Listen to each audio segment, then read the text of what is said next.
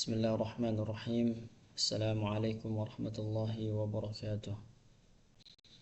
Alhamdulillahi wassalatu wassalamu ala rasulillah wa ala alihi wa sahbihi wa mawalah. Amma ba'd. Segala puji bagi Allah yang telah memberikan kita begitu banyak nikmat, yang salah satunya ialah nikmat untuk menuntut ilmu. Allah menuntut ilmunya Allah Subhanahu wa taala, sehingga kita bisa mengenal Allah lebih dekat, dan tentunya akan menambahkan rasa keyakinan kita kepada Allah Subhanahu wa taala.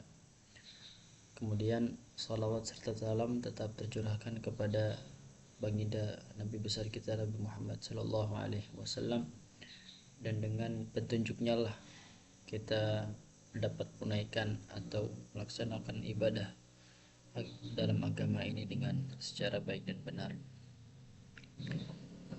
Terutama ucapkan terima kasih kepada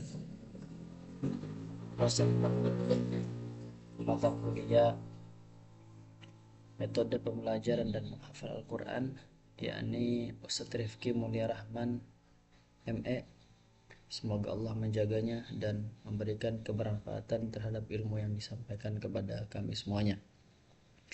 Pada kesempatan kali ini, perkenankanlah saya untuk mempresentasikan mempresentasikan metode tahsin dan tahfidz pada pesantren Al-Quran wal Hadis, yang dimana tugas ini kami buat untuk memenuhi ujian UTS atau ujian tengah semester. Yang pertama, kita akan membahas dari metode tahsin terlebih dahulu. Pada pesantren kami, sebelum anak santri itu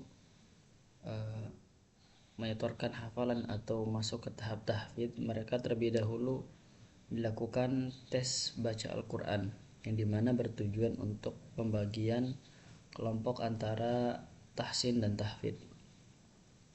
Kemudian setelah melakukan tes tersebut, selanjutnya khusus untuk orang-orang yang atau santri-santri yang masih dibutuhkan tahsin, maka mereka akan dikelompokkan sendiri pada satu halaqah, yang dimana pembelajaran tahsin di kelompok tersebut akan sangat intens, baik dari subuh, kemudian waktu duha, dan sore hari.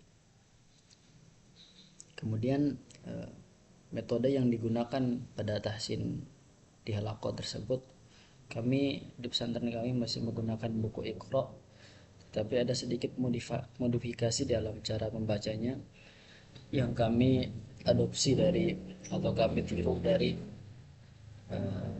metode Tibian yang sebelumnya kami juga sempat mempelajarinya di pesantren atau di Islamic Center Wadi Mubarak, yakni dengan cara tahji huruf per huruf kemudian menggabungkannya, sehingga ketika dibaca dengan satu kesatuan kata atau kalimat akan bisa lebih memudahkan para santri.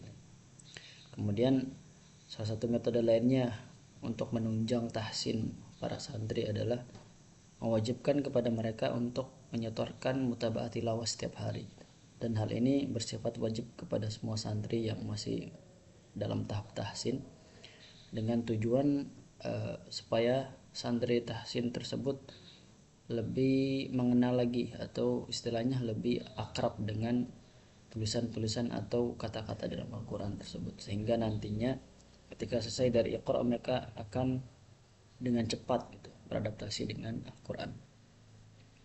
Kemudian lanjut pada teknis tahfidz. Sebelum para santri menyetorkan hafalan, ada beberapa teknis yang harus dilalui yang dilakukan terlebih dahulu. Yang pertama, teknisnya itu melakukan talqin terhadap musyrifnya masing-masing, dengan tujuan untuk memvalidasi atau mengkoreksi kesalahan bacaan itu sebelum para santri tersebut menghafalkan ayat tersebut. Kemudian teknis berikutnya yakni ketika mereka menyetorkan hafalan kepada musyrifnya masing-masing, para musyrifnya tersebut mengkoreksi hafalan mereka ketika ada kesalahan seperti harokatnya salah atau mungkin kekurangan huruf atau kelebihan huruf, maka para musyrifnya itu akan memberikan tanda pada kesalahan mereka dengan menggunakan pensil.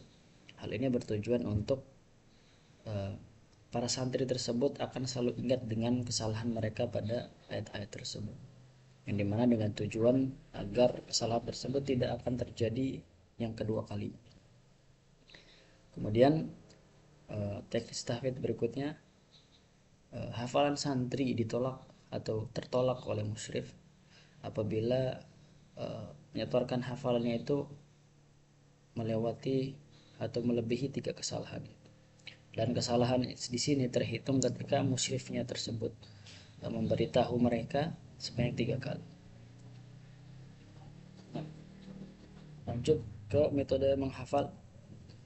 Pada pesantren kami masih atau menggunakan metode tikror, yaitu pengulangan pada ayat yang akan dihafal minimal sebanyak 4 kali gitu, dengan membaca 4 kali di setiap halaman, lalu melebihkan 1 ayat di halaman di halaman setelahnya. Hal ini memudahkan dengan tujuan untuk memudahkan para santri ketika akan pindah halaman setelahnya, mereka akan langsung terkoneksi gitu hafalan dengan halaman selanjutnya tersebut. Kemudian pada metode murojaah, lanjut pada metode murojaah.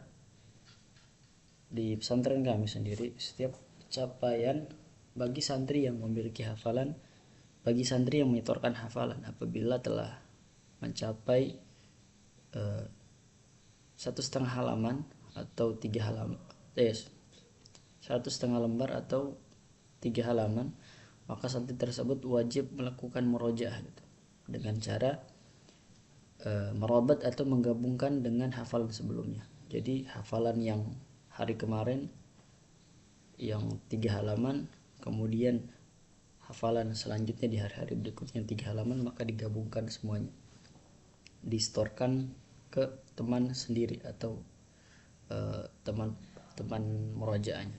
Karena di halaqah kami itu, di pesantren kami, halaqahnya tersebut kami telah membagi pasangan-pasangan murojaahnya gitu. Kemudian ketika sampai pada akhir pekan, santri juga diwajibkan murojaah kembali. Jadi murojaahnya dari hari Senin sampai hari Jumat itu. Jadi semua hafalan yang mereka setorkan seminggu tersebut akan dimurojaah pada akhir pekan, yakni di hari Sabtu. Kemudian bagi santri yang memiliki hafalan 2 juz ke atas atau lebih, maka diwajibkan untuk melakukan murojaah setengah juz di setiap harinya gitu. Dan waktu untuk murojaah fleksibel. Jadi terserah santri gitu. Ketika mereka sedang kosong, boleh murojaah setengah juz dan disetorkan kepada teman atau pasangan murojaahnya tersebut. Mungkin sekian yang bisa saya sampaikan. Kurang dan lebihnya mohon dimaafkan. Billahi taufiq wal hidayah. Wassalamualaikum warahmatullahi wabarakatuh.